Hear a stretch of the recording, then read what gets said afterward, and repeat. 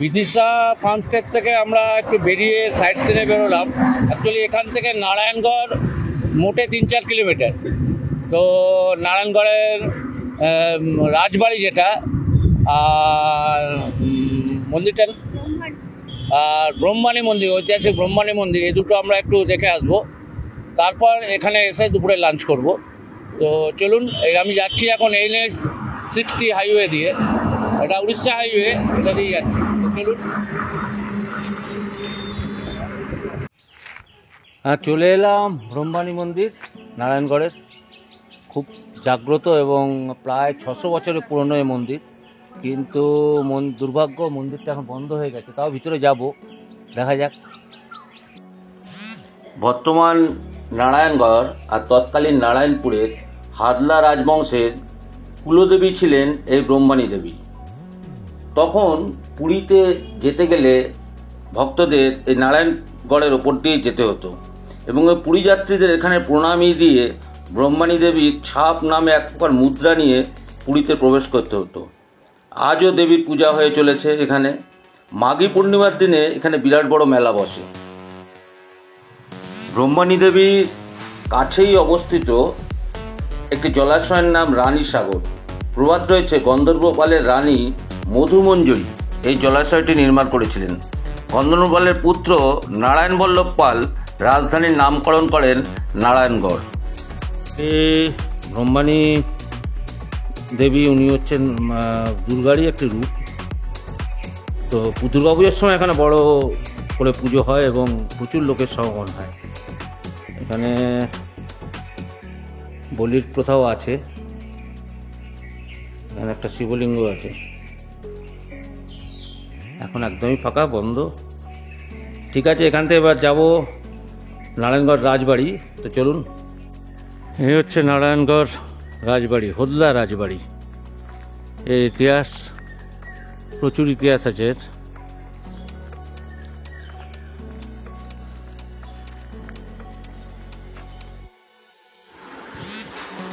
নারায়ণগড়, এখানেই জন্মেছিলেন ভারতীয় জাতীয় পতাকার রূপকার হেমচন্দ্র কানন্দ। তিনি জন্মেছিলেন 1871 খ্রিস্টাব্দে। কবি নজরুলের ভাষায় অগ্নিযুগের অস্ত্রগুরু দ্রোণাচার্য ছিলেন তিনি। এই নারায়ণগড়ে একটি গড় বাড়ি রয়েছে, নাম হাদলাগড় বা হান্দল রাজবাড়ি।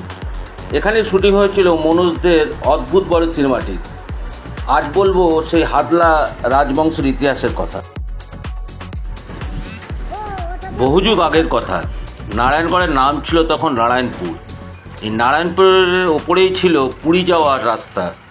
রাস্তাটি ছিল বন জঙ্গলে ঘেরা। 1264 খ্রিস্টাব্দে গন্ধর্বপাল এই বংশের আদি পুরুষ। কেউ বলে তার বাড়ি ছিল বর্ধমানের দ্বীপনগরে, কারোর মতে মেদিনীপুরের দাঁতনে। উড়িষ্যার খুর্দার এক রাজার কাছে তিনি শ্রীচন্দন উপাধি আর জমিদারি অর্জন করেন। তিনি নারায়ণপুরে প্রতিষ্ঠা করেন রাজধানী। শুরু হলো কুলদেবী ব্রহ্মাণী দেবীর পূজা। গন্ধর্বপালের পুত্র নারায়ণ বল্লভ পাল রাজধানীর নামকরণ করেন নারায়ণগড়। 300 বিঘা জমি গভীর পরিখা দিয়ে ঘিরে রাজভবন তৈরি করেছিলেন তিনি। নারায়ণগড়ের চারদিকে সেই সময় 4টি দ্বার ছিল। উড়িষ্যার রাস্তাটির দিকে ছিল প্রধান দ্বার, নাম জমদুয়ার বা ব্রহ্মাণী দরজা। আরও 3টি দ্বারের নাম সিদ্ধেশ্বর দরজা, মেটে দরজা এবং কেলেঘাইয়ের পাড়ে তৈরি ছিল জলদুয়ার।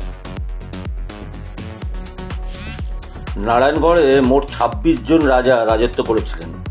13তম রাজা ছিলেন শ্যামবল্লভ শ্রীচন্দন পাল। তার আমলে 1622 খ্রিস্টাব্দে জাহাঙ্গীরের ছেলে শাহজাহান পিতার বিরুদ্ধে বিদ্রোহী হয়ে ওঠেন। আরও 2 বছর পরে 1624 খ্রিস্টাব্দে তিনি মেদিনীপুরের হয়ে দাক্ষিণাত্যে পালিয়ে যান।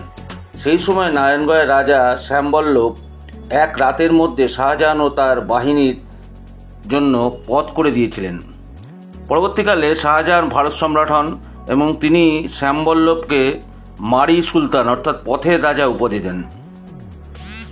1707 খ্রিস্টাব্দে এই বংশের 22তম রাজা হন পরীক্ষিত পাল। তার স্ত্রী রানী অভয়া চৈতন্যদেবের প্রেম ধর্মে প্রবাহিত হয়ে নির্মাণ করেন ব্রজনগরে বিষ্ণু মন্দির। নবরত্ন রীতি, টেরাকোটা আর পঙ্খের কাজ পরিপূর্ণ অসাধারণ এই মন্দিরটি দক্ষিণমুখী।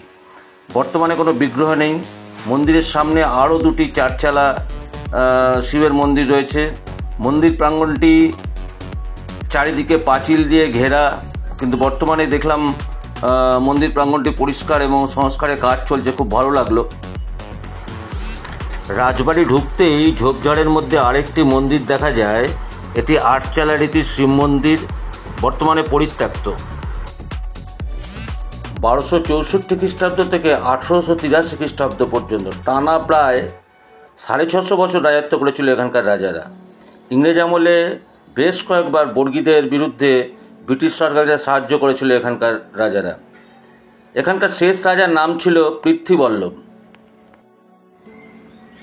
দুর্ভাগ্যবশত আমরা যখন ব্রহ্মাণী মন্দির বা নারায়ণগড় রাজবাড়ি আসি, তো দুটোরই মেন দরজা বন্ধ ছিল, ফলে ভিতরে দেখাতে পারিনি।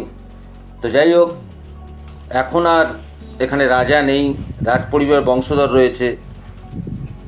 পুরী যাওয়ার পথে জমুদুয়ার নেই, আছে নারায়ণগড় স্টেশন, নেই রাজকর্ম, রাজহুকুম, আছে অতীত বর্তমানের ধ্বংসাবশেষ হয়ে, আছে ব্রহ্মাণী দেবীর অপার করুণা, আছে রাজার নামে একটি জনপদ, তার নাম নারায়ণগড়।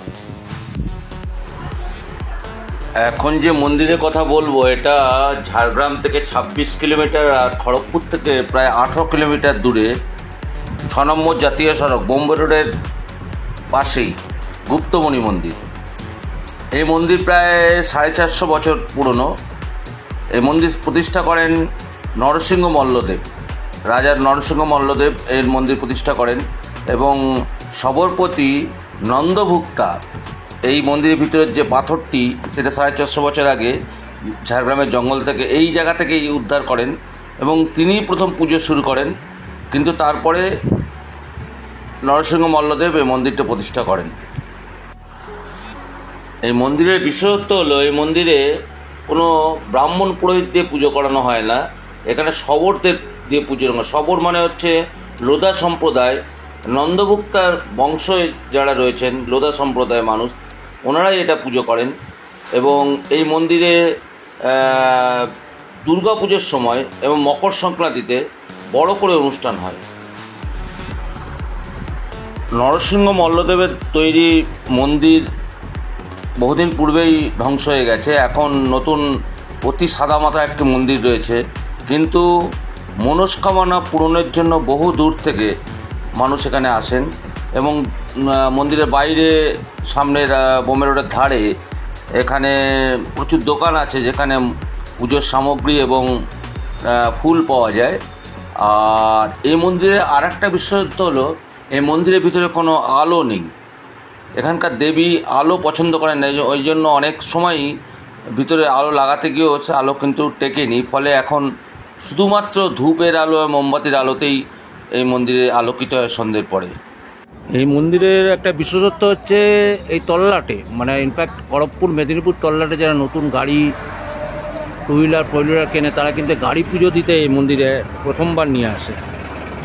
আর এই বোম্বে রোডের পাশ দিয়ে যত গাড়ি যায় যেখান দিয়ে, তারা কিন্তু মুঠো মুঠো পয়সা এখানে ছুড়ে দেয় ড্রাইভাররা। তারা খুব মান্যতা দেয় এই মা গুপ্তমণিকে। তো চলুন, ব্লগটা যদি ভালো লাগে অবশ্যই লাইক, কমেন্ট, সাবস্ক্রাইব করবেন। পরবর্তীতে আরও নিশ্চয়ই ভালো ব্লগ করার চেষ্টা করব। তো পরবর্তী ব্লগে নিশ্চয়ই দেখা হবে। ভালো থাকবেন।